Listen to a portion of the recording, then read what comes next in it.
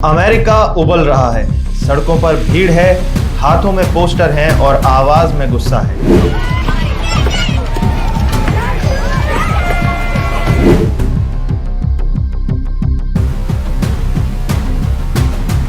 इतिहास गवाह है, जब भी राजा युद्ध करता है तो जनता पिसती है।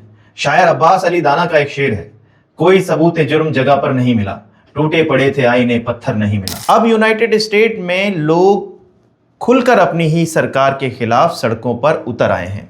न्यूयॉर्क से लॉस एंजलिस तक और वॉशिंगटन से लेकर छोटे कस्बों तक पूरा अमेरिका सड़कों पर एक साथ दिखाई दे रहा है। करीब 90 लाख लोग सड़कों पर निकल आए हैं। इस आंदोलन को नाम दिया गया है नो किंग्स प्रोटेस्ट। मतलब साफ है, हम किसी राजा को नहीं मानते। बात सही भी है, जब लोकतंत्र है तो जनता तानाशाही क्यों झेले। इसी बीच बराक ओबामा ने डोनाल्ड ट्रंप को लेकर बड़ा बयान दिया है। ओबामा ने कहा है कि ट्रंप के फैसले और उनकी राजनीति अमेरिकी लोकतंत्र को कमजोर कर रही है। उन्होंने इसे लॉलेसनेस और रेकलेसनेस तक बताया, यानी कानून की अनदेखी और खतरनाक लापरवाही। ये विरोध सीधे तौर पर डोनाल्ड ट्रंप की नीतियों और ईरान के साथ बिगड़ते हालात के खिलाफ है। ट्रंप का एक बयान याद कीजिए, जब उन्होंने कहा था कि उन्होंने अपने कार्यकाल में 8 युद्ध रुकवाए हैं। उन्होंने ये भी कहा था कि उनके योगदान को देखते हुए इतिहास में उनसे ज्यादा नोबेल पीस प्राइज का हकदार कोई नहीं है। अक्सर शेखी भगाड़ते नजर आने वाले ट्रंप ने कहा था, मैं यूं तो शेखी नहीं भगाड़ना चाहता, लेकिन किसी और ने इस तरह युद्ध नहीं सुलझाए। आज वही अमेरिका सड़कों पर उतरकर खुद ट्रंप से जवाब मांग रहा है।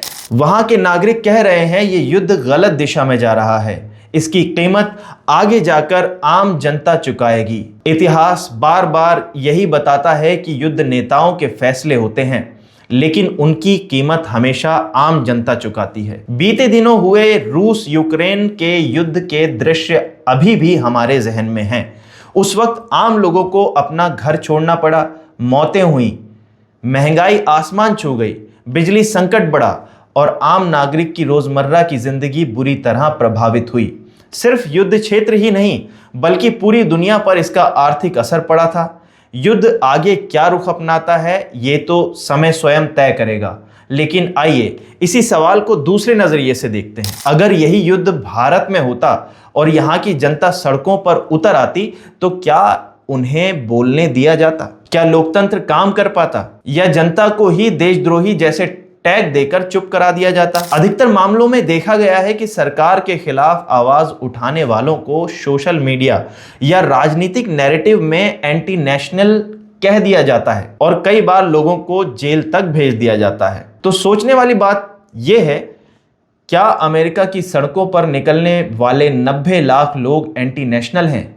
क्या उनके खिलाफ देशद्रोह का केस किया जाएगा? उम्मीद है ऐसा नहीं होगा, क्योंकि वहां का लोकतंत्र जनता को एक हद तक सुनता और समझता है। लेकिन असली सवाल यहीं खत्म नहीं होता। क्या लोकतंत्र सिर्फ एक देश की सीमा तक सीमित है, या ये एक ऐसी सोच है जिसे हर जगह बराबरी से अपनाया जाना चाहिए? एक बात तो बिल्कुल साफ है, ईरान जल्दी हार मानने के मूड में नहीं है। ईरान हारेगा नहीं, लेकिन अमेरिका से जीतना भी उसके लिए नामुमकिन सा होगा। अगर ईरान और अमेरिका के बीच टकराव बढ़ता है तो ये कोई साधारण युद्ध नहीं होगा, ये एक लंबी, थकाऊ और महंगी लड़ाई साबित होगी। पूरी दुनिया के लिए अगर ऐसा हुआ तो तेल की कीमतें आसमान छू सकती हैं, ग्लोबल इकोनॉमी हिल सकती है और पूरा मिडिल ईस्ट अस्थिरता की आग में झुलस सकता है। यानी ये सिर्फ 2 देशों की लड़ाई नहीं होगी, बल्कि पूरी दुनिया इसकी कीमत चुकाएगी। ये रिपोर्ट लिखी थी हमारे साथी भास्कर ने। बने रहिए अनसुनी आवाज के साथ। अनसुनी आवाज के फेसबुक और इंस्टाग्राम पेज को फॉलो कीजिए। आप हमें यूट्यूब पर भी जरूर सब्सक्राइब कीजिए। नमस्कार, धन्यवाद।